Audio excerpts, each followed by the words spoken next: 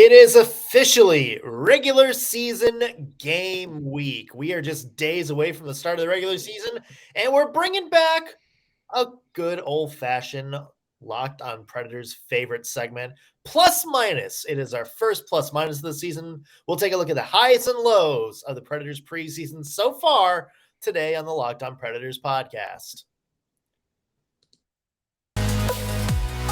You're Locked on Predators, your daily podcast on the Nashville Predators. Part of the Locked on Podcast Network, your team every day.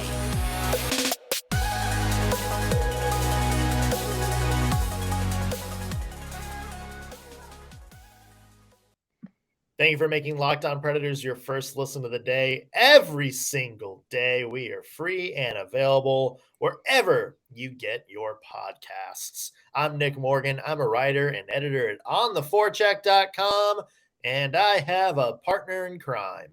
You do. I am Ann Kimmel. I'm a writer and editor at InsideThePreds.com. And I have a question for you. Okay. Are you ready to feel the burn? And by feel the burn, I mean, are you ready to feel the SC burn? I mean, yes, 100%. Who is not ready for this? Yeah. So today, of course, is the final preseason game of the Preds schedule. And it's not just a normal preseason game. The Preds are in Switzerland right now to take on SC Bern. That game is coming up this afternoon. And SC Bern has quite a few Predators connections. Remember, this was Rowan Yossi's childhood team. This was the team he was playing on when he got drafted. He played for them during the 2012 lockout. John Tavares was also on that team. Fun story. And also all the way back to the 2004-2005 lockout, JP Dumont played for SC Bern. And SC Bern currently captained by Simon Moser, a former Pred for like 20 minutes that I'm sure some of you remember. Our boy Eric Dene certainly remember.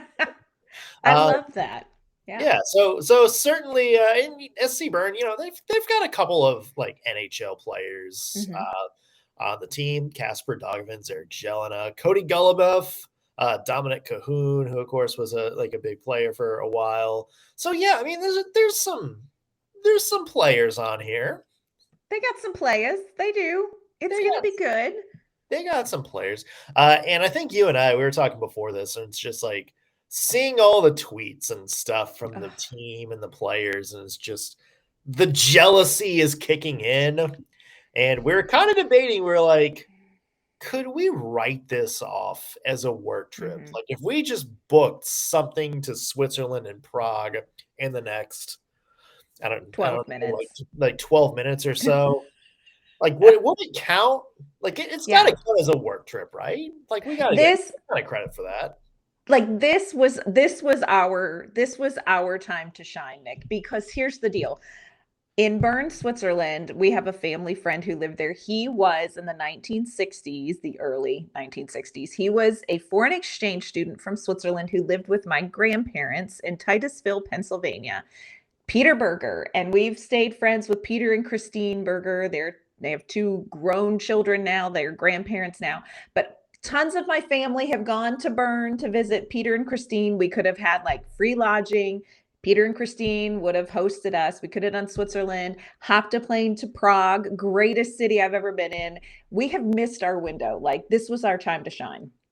We should have been there. And here, Predators, super happy for y'all. Like, really happy you're having this experience, but like, don't need to see it on Twitter because it is actually physically painful to see all of these gorgeous, scenic tweets of Bern, where we should be. Yeah. And yet here we are. Well, this has been on my bucket list for a while. I was in Zurich for 12 hours during a layover earlier summer. It felt like such a tease. I don't know. It feels like you dropped the ball, though. You had actual connection. I did.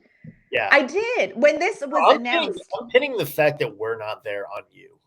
I will, you know what? I will walk in that. I own that, because when this was announced, I was like, this is my trip. Like, this is my trip. It's Bern with Peter and Christine Berger, super fun. And then it's Prague, my favorite place I've ever been, and it's all hockey. Like literally, this is my trip of a lifetime, and I didn't have a valid passport.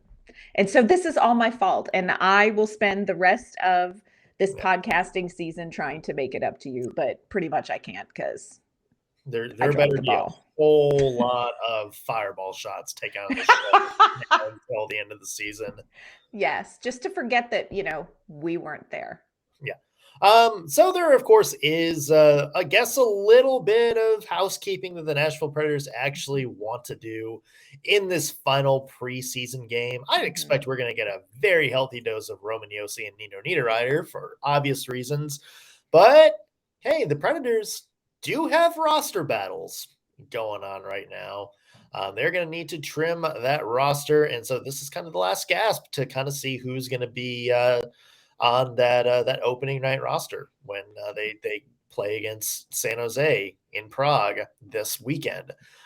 So yeah, the Predators announced that the 27 player roster that's going to be part of the Global Series.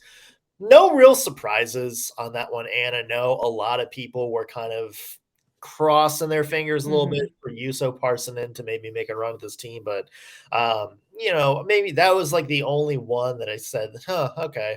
But him being in Milwaukee certainly isn't like a far-fetched thing, and Right. he's going to get some time to grow under Carl Taylor, which is fantastic. Yeah, time with Carl Taylor is really good for pretty much everybody's game. So I think everybody was disappointed. He absolutely had a phenomenal preseason. I think Juuso Parssinen really came out and was consistently good. But I agree with you. I think just a year in the AHL, this is not his only shot. I really believe that Parssinen is going to be somebody that's going to be in the NHL eventually. So this is just kind of a slower trajectory for him, but looked fantastic all preseason. Just really consistently good. So, a little disappointing, but not surprising and really the right decision, of course. But yeah, I think the roster is interesting. Zach Sanford, Kiefer Sherwood, Rem Pitlick 2.0, Mark Jankowski. So there's some guys in Europe that I think they're still kind of sifting through. But it's a nice, they have a nice roster problem to have in that they are selecting from a pool of potential.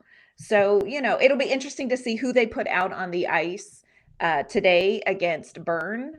I think that will be kind of their chance to try out maybe what they think their final pairings and lines might be. So it'll be interesting to see what the lineup is coming out today. But all in all, like this is not a bad roster problem to have for the Nashville Predators. Yeah, and it's funny. We talked about the fourth line a lot. We've talked about Kiefer Sherwood and Zach Sanford and stuff. You mentioned Mark Jankowski.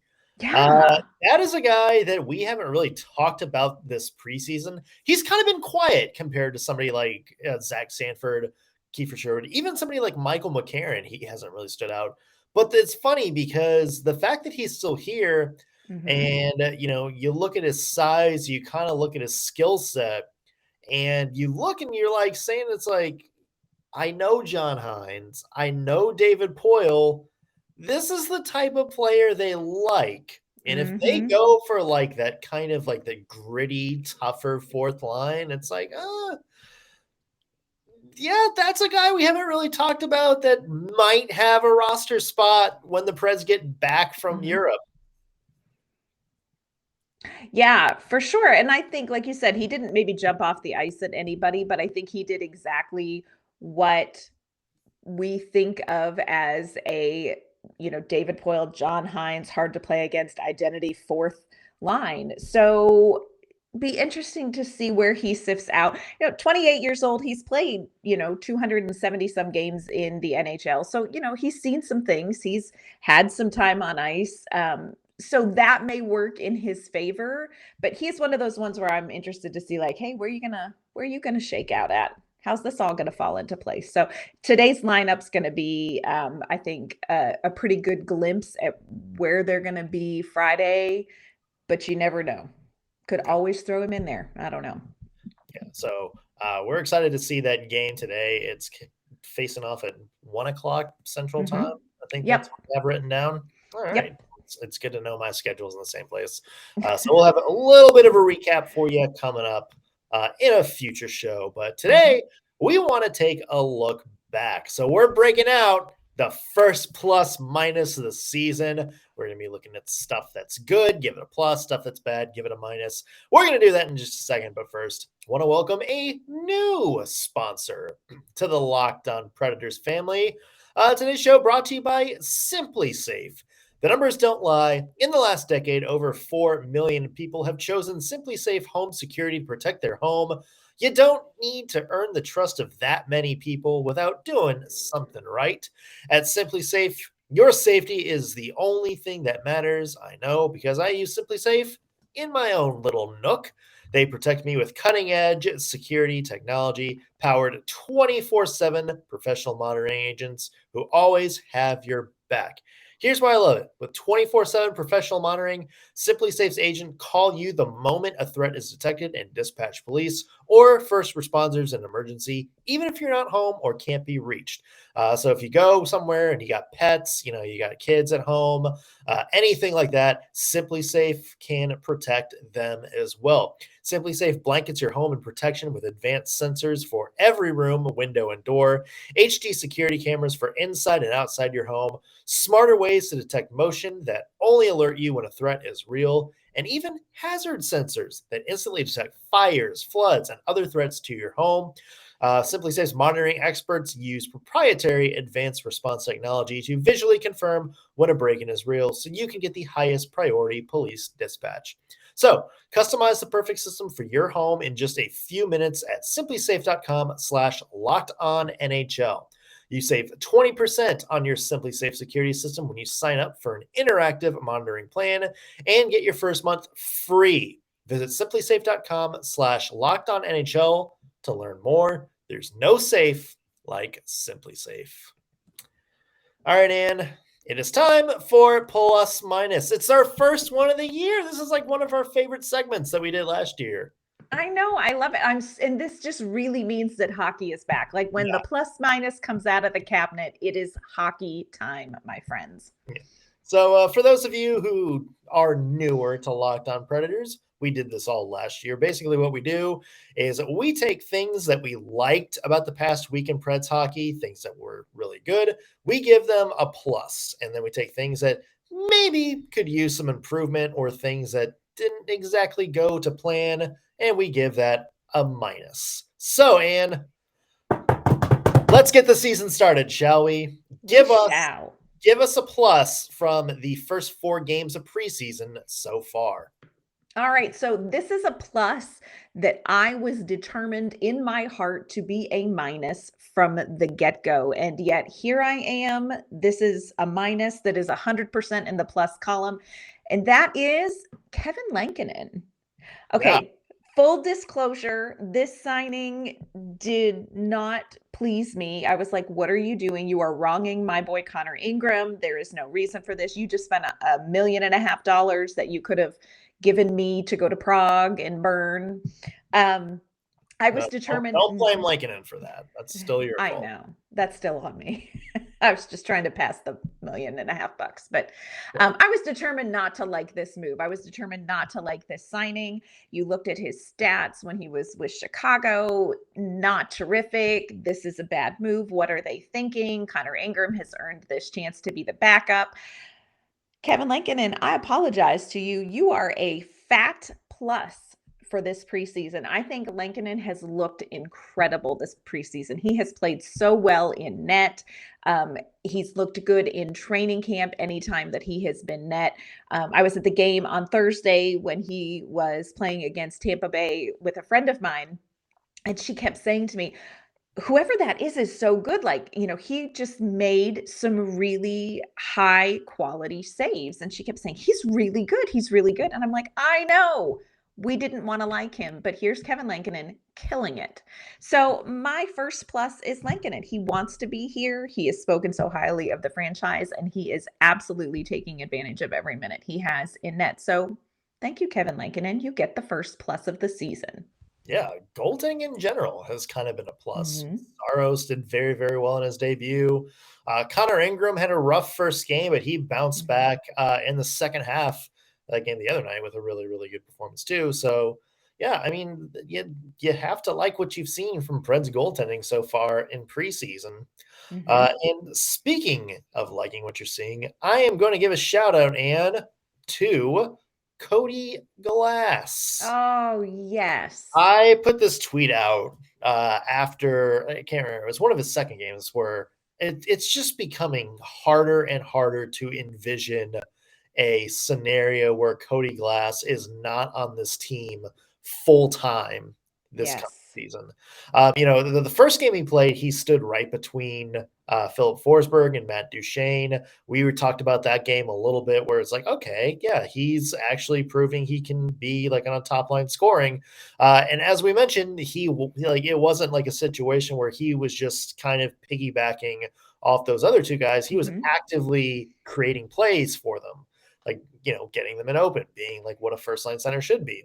And then his next couple of preseason games, he kind of got demoted back to almost like a depth role, like what he would be sort of during the regular season.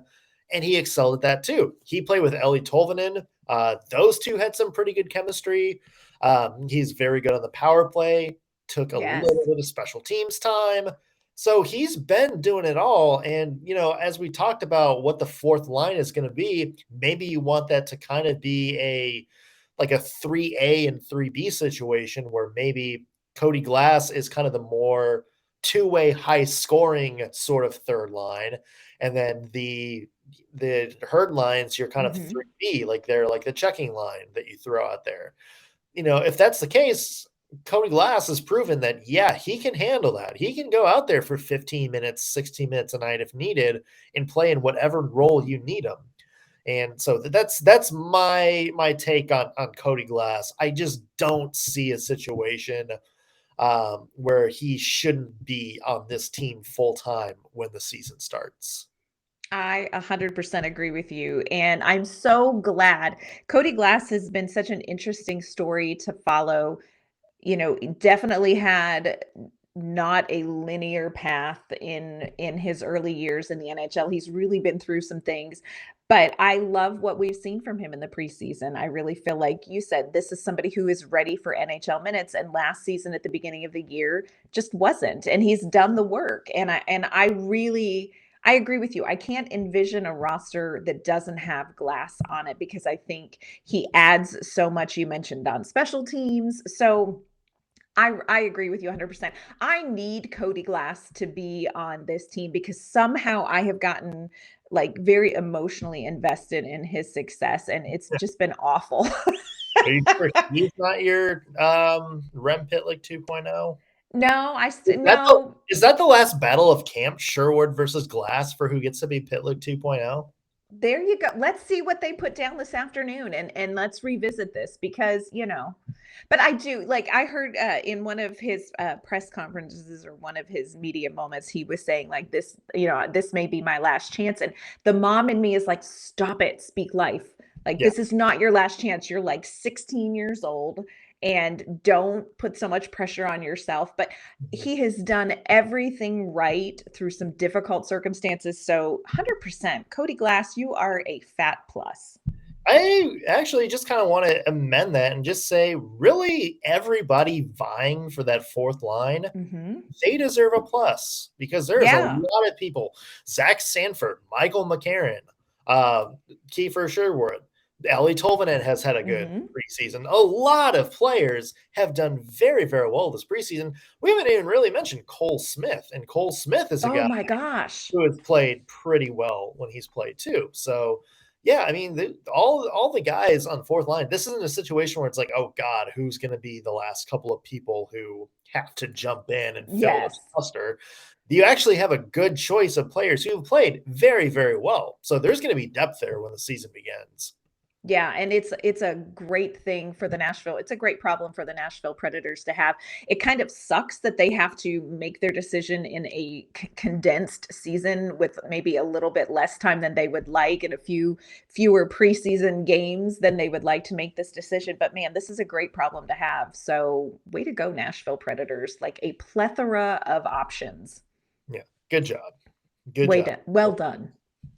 All right. Well, it can't all be sunshine and rainbows, Anne. We need some No. minuses. Who are you giving a minus to? All right.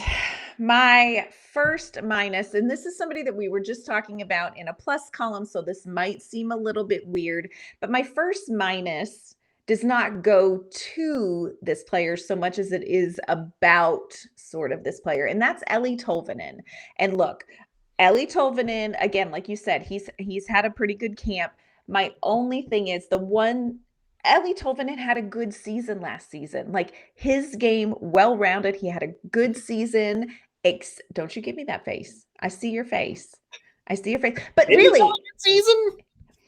In most respects, he did 90% of what they would want from a player to do. His 200-foot game was very good. He just wasn't scoring.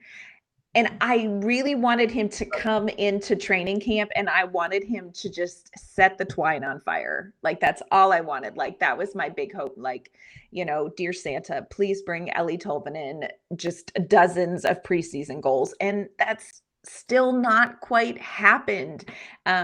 So for me, that's a little bit of a minus. I really worry that that's almost more of a mental thing for him. Hopefully, it will work itself out. But for me, Ellie Tolvin scoring is just a little bit of a minus, not Ellie Tolvin himself. Because again, I think 90% of his game is excellent, but the scoring, Well, we'll see. Like, again, the fact that they put him with Glass a couple games makes me think that, that's what John Hines wants to go with. But he's also kind of just been like the floating man in some of these preseason games too. So it's very interesting to see what they're going to go with. One more minus from me, Anne, and it is a player we have talked about a lot this offseason. I'm kind of interested to get your take on it. But before we do that, want to remind you, tomorrow, you know how we've been doing Central Division crossovers all week? Well, tomorrow, we got one coming up with Seth Tupal from Locked On Wild. We're going to be recording with him later today to get our insights on the Minnesota Wild and what they're going to be like sans Kevin Fiala. Our little Swiss boy, our other little Swiss boy, is off to LA Kings. So we're going to see how the Wild are going to fare without him and where we think they now fall into that Central Division hierarchy. So that's going to be a fun show coming up tomorrow on Locked On Predators.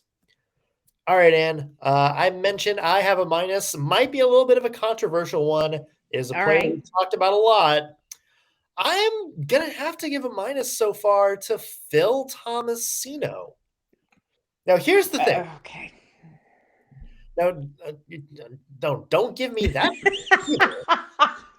Go ahead. Are we just going to crap on each other's minuses here? Yeah, the minuses we're not getting along. Yeah. Now, here's the thing. That second line, Ryan Johansson and Nino Niederreiter have been fire when they're with each other. Really good chemistry with one, two. We assume the other person on that line was Phil Tomasino. They've been the line. He just sort of, doesn't he kind of just seem like an extra man out there? It doesn't seem like he's really gelling with the two. Like Ryan Johansson and Nino Niederreiter will make some really good plays together. But it's also Phil Tomasino's out there, and it just seems like there's something, that still needs, I'm not going to say off, but you can see little moments where they're not all quite on the same page.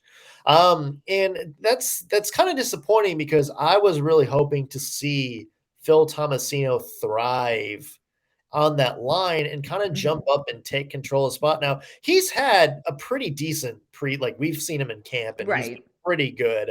But the games itself has been a little left to be desired. You can tell there's still definitely some work there. Ryan Johansson said as much after the first game. He said it just kind of felt like everybody maybe was a step off or something like that. And obviously Ryan Johansson and Nino Niederreiter have found that chemistry, but it still seems like Tomasino maybe a step behind. And I know he was kind of working with some other lines too. So it maybe gives you the thought that maybe John Hines is kind of reevaluating things. But we'll have to see what the lineups are like here. But yeah, Tomasino, at least in the preseason games itself, I would have liked to see more from him. I would agree with the part where you say in the preseason games. I would have liked to see more from him. But I will tell you this. That's what this is about. Yeah. In training camp, I think for the most part, what I saw when Niederreiter and Johansson and Tomasino were together looked really good in training camp. It looked better in training camp. So there is a little bit of a that it didn't translate maybe as well in the preseason games in kind of the competitive setting. But I will say that I still have a lot of hope for this line. I still say that I saw lots of glimpses of tons of potential with them. Also, you do have to wonder though, like I think it was Friday's game, or maybe it was Thursday's game. It's all kind of a blur when the preseason games are like double headers and back to back. But Johansson, Niederreiter, and I think Sherwood were together, and Tomasino wasn't on that second line. And so it was one of those where, like, okay, John Hines, just a little heads up, let us in. Are you just testing Sherwood out? Are you using this as an opportunity to evaluate Sherwood some more? Or is this something about Tomasino that, you're not telling us? And of course, you can't read John Hines' mind. So here we are. But I really do not despair, my friend. Do not despair, because really in the scrimmages at training camp, I felt like that line had a lot of punch to it, and maybe they just need a little more time together to get there. So in preseason games, I would agree with you, but I will say that don't give up hope. Don't give up hope, Nick. I will not give up hope. You know what? Let's get back to the hope side. How about a few more pluses to end the show on? And give me another plus. Okay, well, I'm gonna just reiterate a plus that we've talked about earlier, and that for me is Kiefer Sherwood. This guy, and we talked about him. We talked about him with our friends at Locked On Avalanche. They loved him in Colorado. He had a phenomenal season with the Colorado Eagles. Great scoring in the league. He was like third in goals in the league, fifth in points overall in the AHL last season. So this is somebody who's really coming to the Predators in a really great position where he's, just his game is working well for him. And I think it's translating very easily. He's an easy fit to fit into kind of the Predators' identity, because that's his natural game. His natural game is a little bit disruptive, very forechecky, if that's a word. So Kiefer Sherwood for me is somebody, when he was signed, I was like, really, y'all? Like, we were waiting for Philip Forsberg and you give us a Kiefer Sherwood announcement. Like, that's what you give us. But this has been a delight to me. So, a huge plus for me, and not to, beat that dead horse, but Kiefer Sherwood, fat plus for me. Yeah. And my last plus, and going off the ice to somebody we kind of talked about, Conor Ingram. Oh, not necessarily for his play on the ice. Yes. Or his tweets this week. Oh, gosh. His social media game. We know what kind of guy Conor Ingram is. He is a delightful person. We love him. His tweets from Switzerland have been absolute bangers this week. First off, his joke about Switzerland just got here. What do you say? He's like, I've heard their flag is a big plus. Yeah, excited to see what Switzerland's about. Already know the flag is a big plus. Like, brilliance. Yeah, brilliance. The throwback picture today. If you haven't seen it, you got to go check out his Twitter feed. Basically, what was like a model UN where he was Switzerland, dressed in like these little like yodeler lederhosen kind of things, and he's like, I confirm nobody here dresses like this anymore. It was so, y'all. If you are not following Conor Ingram on Twitter, your life is not filled with as much joy as is available to you. So it's CB Ingram 1. Do yourself a favor, because you have to see the picture of him dressed as Switzerland, because he's in like Nick said, like kind of like put together like homemade lederhosen, and then he's got these like knee socks pulled up and like barn boot kind of thing. It is It is spectacular. And it just, you look at eighth grade Conor Ingram and you think, man, you have come a long way, baby. Like, look at you in the NHL. Do But you he's a win. Do you think David Poyle hates puns and that's why he went out and signed Kevin Lankanen? Do you think I mean, Conor Ingram just like walked by and just dropped like some dad joke and David Poyle's like, absolutely the hell not. We are getting a different backup goalie. you know You are what he not going did? to be around here for 82 games doing that kind of humor. Doing that. This is what I think Conor Ingram spent much of training camp doing is he stood next to David Poyle when David Poyle was evaluating fourth line players, and David Poyle would say, wow, that number 44, he could be a fourth liner. And what does Conor Ingram say? He sure would, Nick. You're just taking my joke from last Nick. week. Yeah. I would love to put you and Conor Ingram together for like a pun off. There we go. I mean, like, that's why we should be in Switzerland right now. One of the for this the pun this off. we could have been on a business trip if you would have just reached out to Peterburger, I which know. sounds delicious, by the way.